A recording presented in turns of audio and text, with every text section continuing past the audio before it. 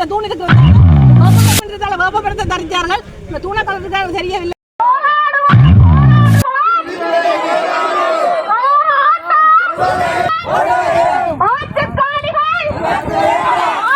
அதிலேயே மண்ணுக்குள்ள செய்த தோட்டத்துல செய்த பயிர்கள்ல எடுத்த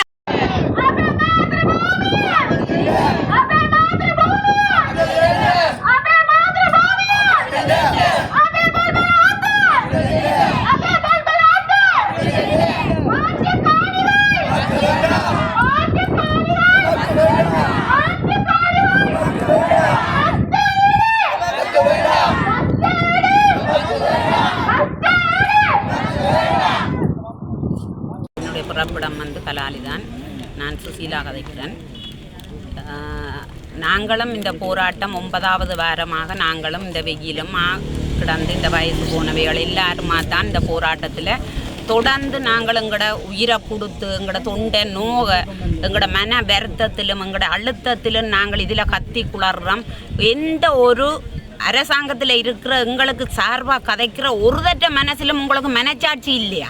எல்லாத்தையும் கதைக்கிறீங்கள். லெக்ஷன் அண்டோன்னு தெரு தெருவா வாரியல், வீடு வீடா வாரியல், எல்லார்ட்டும் வந்து பிச்சு எடுக்கிறீங்கள். எங்களை முன்னேற்றுங்கோ, எங்களை தூக்கி கீழே இருந்து கிளப்புங்கோ, நாங்கள் வந்து அரசாங்கத்தில் இருந்து உங்களை பிச்சு தாரம் எல்லாத்தையும் வந்து எங்கள்கிட்ட வந்து பிச்சு எடுத்து தானே நீங்கள் எல்லாம் வாழ்றீர்கள்.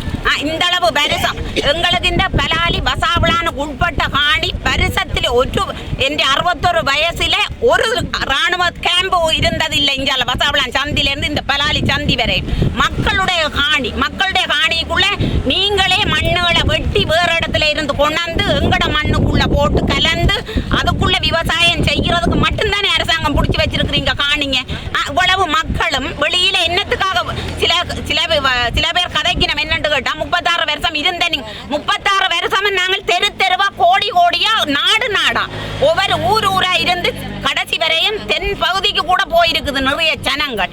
அப்ப இந்த அளவு காணிங்களும் என்னத்துக்காக நீங்க பிடிச்சி வச்சிருக்கிறபடியால் தானே நாங்கள் தெரு தெருவா திரிகிறோம். இவ்வளவு அரசாங்கத்துக்கு இவ்வளவு தரம் எத்தனையோ தரம் என்ன ஏஜி ஆபீஸ்ல கேட்டா சொல்லி நம்ம அது கிடைக்காத காணிங்கண்டா எப்படி இருக்கும்? கிடைக்காத காணி வந்து ராணுவம் இருக்க வேணும். ராணுவம் இருக்கிறீங்களா?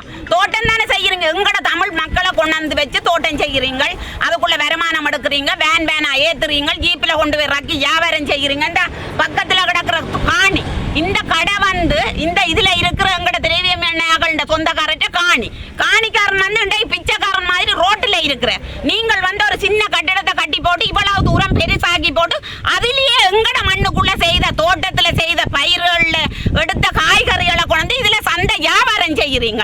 இது ஒரு மனச்சாட்சி இருக்கா? இல்லைன்னு சொன்னா நீங்கள் தோட்டம் செய்யறது கண்டு சொன்னா நீங்கள் அரச காணிகளுக்கு செய்யுங்க. அதை பற்றி நாங்கள் கேட்க இல்லை. இது வந்து சொந்தமா சுயமா அவனவன் தந்த தொழிலால ஒவ்வொருத்தனுக்கு ஒவ்வொரு தொழில் இருக்குது. இந்த விவசாயம் செய்யறதுக்கு எத்தனையோ கஷ்டப்பட்டு தோட்டம் செய்யறதுக்கு எவ்வளவோ எருவுகளை கொட்டி தோட்டம் செய்து முன்னேற்றமா இருந்தங்கட இந்த பலாலி மண்ணை பற்றி கதைக்கிறதுன்னு சொன்னா எத்தனையோ ஊர்ல இருந்து பெருமையா கதைப்பாங்க விவசாயத்துக்கு. அப்படி இருந்த மண்ணை நீங்கள் மறைச்சு வச்சு கொண்டு நீங்கள் தோட்டம் செய்யலாம். எங்களுக்கு ஒரு விடிவு வராதா? இந்த 36 எந்த வயசு போக என்ற பிள்ளைகளுக்கு எங்கட காணி பார்க்க ஆசைப்படுதுகள். இந்த ரோட்டால வரையக்க கேக்குதுகள் எங்க அம்மா உங்களோட சொந்தக்காரற்ற காணிகள் எது? அப்ப நானே இந்த மண்ணில் இந்த ரோட்டில் எத்தனை தரம் சைக்கிள் ரேஸ் ஓடி நான் முதலாவது வந்திருக்கேன். எங்கட பாசியசாலையை நினைச்சா இப்பவும் சரியான கவலை. எங்கட முன்னோர்கள் 4 தலைமுறையில இருந்து விளையாட்டு போட்டி வச்சாலும் சரி, இல்ல கோயில் திருவிழா வந்தாலும் சரி, எங்களுக்கு இதுக்குள்ள எல்லா சர்ச்சிலும் சரி சைவ கோயிலும் சரி நாங்க சந்தோஷமா எங்கட குடும்பமா இருந்த இடம் பலாலியில வந்து பலாலி என்று சொன்னாலே எங்களுக்கு ஒரு ஏர்போர்ட் ஒரு சந்தோஷமான இடத்தை இன்றைக்கு நாசம் பண்ணி போட்டீங்க. உங்களுக்கு சொல்லி ராணுவத்துக்கு தான் பலாலி விமான நிலையம் என்ற மாதிரி செய்துட்டீங்க. எங்கட அப்பா என்ற காலத்துக்கு முன்னுக்கு இங்க பிரிட்டிஷ்காரன் வந்த காலத்துல கூட எங்கட இந்த பலாலியில் ஜனம் ஒரு தரம் எழும்பினது இல்லை. இன்றைக்கு நீங்கள் எங்கட காணிக்க தோட்டம் செய்யறதுக்காக எங்களை எல்லாம் பிடிச்சி தெருவில் விட்டுட்டு நீங்கள் போராட்டம் முடிஞ்சு இப்ப எவ்வளவு வருஷமாச்சு. இந்த பக்கத்துல வடக்கு இந்த பலாலி கிழக்கு பக்கத்துக்கு வழி வடக்குல கிழக்கு பக்கத்துக்குள்ள எந்த ராணுவம் இருக்குது? பலாலி ஐயர் வீட்டுக்கிஞ்சாலி என்ற ஒரு ராணுவ தளபதி வந்து சொல்லட்டும் பாப்போம். தோட்டம் தான் செய்யறீங்க. எங்கட காணி முதல் கொண்டு எங்கட காணி தென்னம்பிள்ளை எல்லாத்தையும் பனையாளை வெட்டி போட்டு நீங்க தோட்டம் செய்யுங்க. தோட்டம் செய்யறவங்களுக்கு என்னத்துக்குப்பா காணி? அரசாங்கத்துக்கு என்னத்துக்கு காணி? தோட்டம் செய்யறதுக்கு போய் வெண்ணில தோட்டம் செய்யுங்க. எவ்வளவு இடம் கிடக்குது. சொந்த மக்களின் காணி கஷ்டப்பட்டு ரத்தம் சிந்தி அவ்வளவு காணியும் வேண்டி வைக்கிறக்கு உங்களுக்கு தோட்டத்துக்கா ராணுவமா இதுகளை வெளிப்படுத்துறது இல்ல எங்கட எம்பி மாரும் சரி ஒரு தரம் இதை பற்றி கதைக்கிறோம் இல்ல நாங்கள்லாம் இதுல கிடந்து ஒக்கரிச்சு கொண்டு கூவி கொண்டு வருத்தக்காரரா வந்து இதுல இருக்கிறோம். தயவு செய்து இந்த அனுர அரசாங்கம் செய்யறது எல்லா நன்மைகளோடும் இதையும் ஒருக்கா இந்த வருஷம் முடிகிற கிடையில எங்களுக்கு தருவாருன்ற ஒரு நம்பிக்கையோட இந்த இடத்துல நாங்கள் தொடர்ந்து போராட்டம் செய்யறோம். தயவு செய்து இத எந்த இது என்னென்ன பதிவில் பார்க்குற நீங்களோ அரசாங்கத்துக்கு அறிவிங்கோ இந்த ஜனங்கள் வெயிலுக்கு கிடந்து வெயில கிடந்து தேவையில்லாத காணி இதே அரசாங்கம் தள்ளும் ஏஜிஓ தள்ளும் எடுத்து காட்டட்டும். இந்த இடத்துக்குள்ள ராணுவ தளம் இருக்கா இல்ல அப்படி என்று சொன்னா பலாலி வடக்கு என்றாலும் முதல்ல விட சொல்லும்.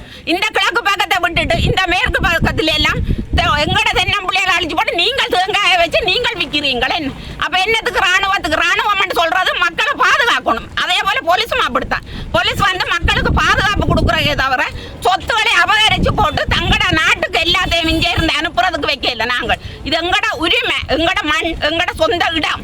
எங்கட இடத்தை இந்த பலாலி முழுவதும் இந்த மக்கள் கடந்து போராடி கொண்டிருக்கிறார்கள். அதே போல நாங்கள் தொடர்ந்து போராடுவோம். எங்களுக்கு இதுக்கு ஒரு நியாயம் கிடைக்கும் வரை நாங்கள் விட போறது இல்லை. நன்றி. போராட்டம் போராட்டம் போராட்டம் போராடுவோம் போராடுவோம் போராடுவோம் போராடுவோம் போராடுவோம் போராடுவோம் போராட்டம் போராட்டம் போராட்டம் தீர்வைத்தா தீர்வைத்தா தீர்வைத்தா தீர்வைத்தா ஒருமை காத்தது போதும் ஒருமை காத்தது போதும்.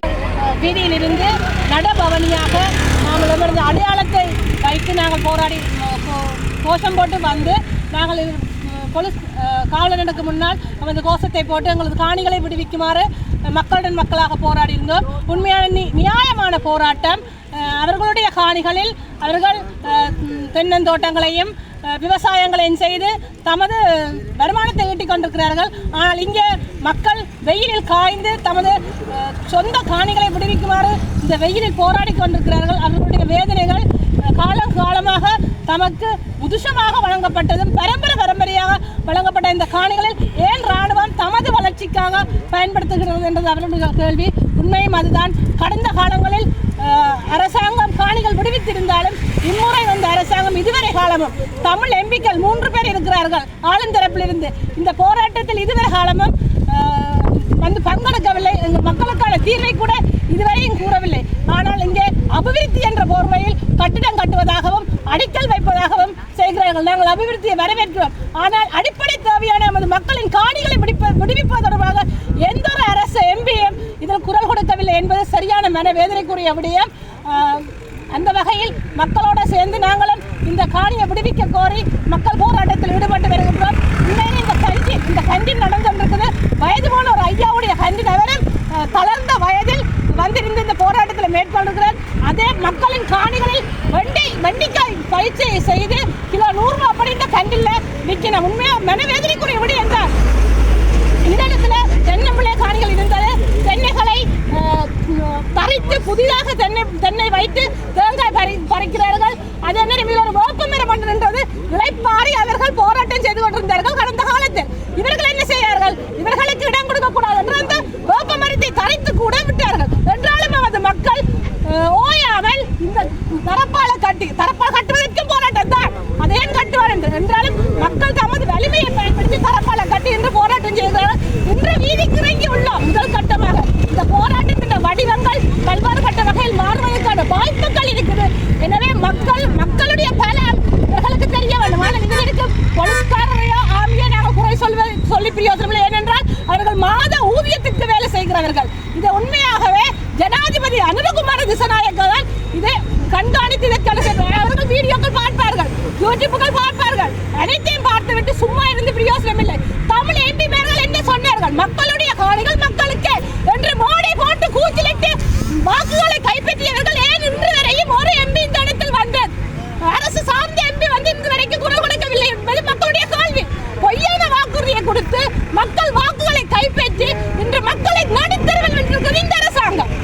எனவே இதை கருத்தில் கொண்டு இந்த அரசாங்கம் உடனடியாக இயன்ற அளவு வெளி வடக்கின் கிழக்கு பக்க காணிகள் மக்கள் குடியேறுவதற்கான வாய்ப்புகள் அதிகமாக காணப்படுகிறது. போய் அரச நிர்வாக சுற்றுகள் அரச உத்தியோகத்தில் மாற்றம் பெறுகிறார்கள். திருப்பி அந்த பழைய ஃபைல் எடுத்து காட்ட வேண்டாம். அங்கே அடையாளப்படுத்தப்பட்டு விடுவிக்கக்கூடிய நிலைமன்றம் பரிசீலனை செய்யப்பட்டிருக்கு. அந்த காணிகளை விடுவிக்கலாம். ஏன் இதுவரையும் அந்த நடவடிக்கை எடுக்காமல் இதர மக்கள் மத்தியில் ஒரு பெரிய பிரச்சனையாக இவர்கள் காட்டி தன்னிலங்களை ஒரு போராட்டம் இடம்பெறுகிறதா? இல்லை. ஆனால் இங்கேதான் நாங்கள் மக்கள் எங்களுடைய காணிக்காக போராட வேண்டிய நிலைப்பாடு இருக்கிறது. எனவே தயவு செய்து இந்த 3 தமிழ் எம்பிக்களும் அரசு சார்ந்த எம்பிக்களும் இந்த போராட்ட தளத்திற்கு வந்து மக்களுக்கான தீர்வையும் ஆதரவையும் தர வேண்டும். ஏனென்றால் சும்மா வாக்களை பெற்று போட்டு சும்மா நாங்கள் இப்படித்தான் செய்கிறோம் என்று காட்ட வேண்டிய தேவையில்லை என்பதை இந்த இடத்தில் நான் பதிவு செய்கின்றேன். ஆனாலும் எங்களுடைய காலங்காலமாக மதஸ்தலங்கள் எல்லாம் இங்கே இருந்தது. அதெல்லாம் தரமட்டமாக்கப்பட்டிருக்கு. மனவேதனைக்குரிய விடயம். அவர்கள் இறுதியாக கேட்பது என்னென்றால் தாங்கள் மடிந்தாலும் தமது பூத உடலை தமது காணிகளில் அதாவது மயானங்களில் உதைக்க வேண்டும் என்பதே அவர்களுடைய இறுதி ஆசை. அதையாவது இந்த அரசாங்கம் செய்யுமா என்பது ஒரு கேள்விக்குறி. ஆனால் செய்ய வேண்டும் என்பதால் மக்கள் இந்த போராட்டத்தில் ஈடுபட்டுகின்றார்கள். நன்றி, வணக்கம். பிரதேச சபையால் ஒரு தண்ணீர் தாங்கி ஒன்று வைக்கப்பட்டிருந்தது என்றால் போராட்டத்தில் ஈடுபடும் மக்கள் தமது தண்ணீர் தாகத்தை தீர்த்துக் கொள்வதற்காக அதையும் இந்த இராணுவமும் போலீசும் ஒரு மனிதாபமற்ற முறையில் அதையும் தூக்கி சென்று விட்டார்கள். என்றாலும் எமது மக்கள் எமது போராட்ட வலிமை பெறுவதற்காக இன்றும் தமது தேவைக்காக தாங்களே அதுகளை ஏற்பாடு செய்து கொண்டிருக்கிறார்கள். இதுவும் எதிர்வரும் காலத்தில் இந்த சுயாதீன ஒரு உரிமை எங்களது காணியை கட்டு போராடுவதற்கான மனித உரிமைகளில் ஒன்று இருக்கின்றது. அதையும் இவர்கள் இனிவரும் காலத்தில் எவ்வாறு மறைப்பார்கள் என்று தெரியவில்லை. ஏனென்றால் இனிவரும் காலத்தில் இந்த தூணுகளை கலட்டினோ அதற்கு ஏண்டா தரப்பால கட்டுறதுக்கு அந்த தூண் இருக்கிறதால வேப்பமரம் என்றதால வேப்பமரத்தை தரித்தார்கள். இந்த தூணை கலட்டுறதுக்காக தெரியவில்லை. என்றாலும் நாங்கள் வெயிலாக இருந்தாலும் மக்களுக்காக மக்களுடன் சேர்ந்து வயது முதிர்ந்தவர்கள் இங்கே காணப்படுகிறார்கள். அவர்களுடன் சேர்ந்து கூட நாங்கள் போராடுவதற்கு தயாராக இருக்கிறோம். நன்றி. 36 ஆண்டுகளுக்கு மேலாக இந்த மக்கள் இந்த மண்ணிலே சொந்த நாட்டிலே அகதிகளாக வாழ்ந்து ஆனால் இந்த யுத்தம் முடிந்து 17 வருடங்கள் கடந்து இன்று பாதுகாப்பு இல்லை என்று அரசாங்கம் சொல்கிறது. ஒரு சமாதான சூழ்நிலை இருப்பதாக அரசாங்கம் சர்வதேசங்களுக்கு வாக்குறுதி. ஆனால் சொந்த மண்ணிலேயே இந்த மக்கள் தங்களது காணிகள் இல்லாமல் அனாதைகளாக தெருவிலே வாழ்கின்ற இன்றைக்கு தெருவிலே போராடி கொண்டிருக்கின்ற சூழலில் இந்த மக்கள் வாழ்ந்து கொண்டிருக்கிறார்கள். ஆகவே இந்த அரசாங்கம் இந்த என்பிபி அரசாங்கம் வருகின்ற போது அதாவது தேர்தல் காலங்களிலே அவர்கள் கொடுத்த வாக்குறுதி இந்த இராணுவம் இருக்கின்ற மக்களது காணிகள் உடனடியாக விடுவிக்கப்படும். அதேபோன்று பயங்கரவாத தடை சட்டம் நீக்கப்படும். இவ்வாறு பல்வேறுபட்ட வாக்குறுதிகளை தமிழக கதிகள் விடுதலை செய்யப்படுவார்கள். இவ்வாறு பல்வேறுபட்ட வாக்குறுதிகளை கொடுத்த அரசாங்கம் இன்று வரை எதுவுமே நடைமுறைப்படுத்தப்படாத சூழலிலே இன்றும் மக்கள் போராடியே பெற வேண்டிய ஒரு சூழலுக்கு தள்ளப்பட்டிருக்கின்றனர். நிச்சயமாக இந்த மக்கள் 36 ஆண்டுகளாக அவர்களது சொந்த காணிகளிலே அவர்கள் விவசாயம் செய்து வாழ்ந்து வந்தார்கள். அந்த விவசாய காணிகளில் இன்று இராணுவம் விவசாயம் செய்கின்றது. ஆனால் அந்த மக்களும் தொழில் இல்லாமல் வேறு காணிகளுக்குள்ளே முடக்கப்பட்டிருக்கிறார்கள். ஆகவே இந்த காணிகள் உடனடியாக விடுவிக்கப்பட வேண்டும். அந்த வாக்குறுதியைத்தான் இந்த அரசாங்கம் வருகின்ற போது கூறினார்கள் மக்களுக்கு. அந்த கூறின நம்பிக்கையின் அடிப்படையிலே தான் கணிசமான அளவு வாக்குகளை இந்த அரசாங்கத்துக்கு மக்கள் வழங்கியிருந்தார்கள். ஆகவே வாக்குகளை பெறுவதற்காக மட்டும் இப்படியான பொய் பிரச்சாரங்களை செய்து வாக்குகளை அபகரிக்கின்ற வேலைகளை செய்துவிட்டு மக்களை ஏமாற்றுகின்ற செயலை இந்த அரசாங்கம் செய்கின்றது. கடந்த அரசாங்கங்கள் கூட 2010ஆம் ஆண்டு யுத்தம் நிறைவடைந்ததுக்கு பின்னர் மஹிந்த அரசாங்கமாக இருக்கலாம் அல்லது மைத்திரி அரசாங்கமாக இருக்கலாம், அதுக்கு பின்னர் வந்த ரணில் அரசாங்கமாக இருக்கலாம். ஆனால் கணிசமான காணிகள் விடுவிக்கப்பட்டன. ஆனால் இந்த அரசாங்கம் இன்று வரை ஆக இந்த பலாலி ரோட் ஒன்று தான் திறக்கப்பட்டிருக்கின்றதே தவிர காணிகள் பெரிய அளவிலே விடுவிக்கப்படவில்லை. மிகப்பெரிய அளவு காணிகள் இன்று 2000 ஏக்கருக்கு மேற்பட்ட காணிகள் இன்று இராணுவம் குடியமர்ந்திருக்கின்றது. எல்லாமே மக்களுடைய காணிகள், மக்கள் விவசாயம் செய்கின்ற காணிகள். ஆகவே உடனடியாக இந்த காணிகள் விடுவிக்கப்பட்டு அவர்கள் சொந்த நிலத்திலே வாழ்ந்து சொந்த நிலத்திலே அவர்களது விவசாயம் செய்வதற்கும் அவர்கள் சொந்த கடலிலே அவர்கள் தொழில் செய்வதற்கும் உடனடியாக நடவடிக்கை எடுக்கப்பட வேண்டும்.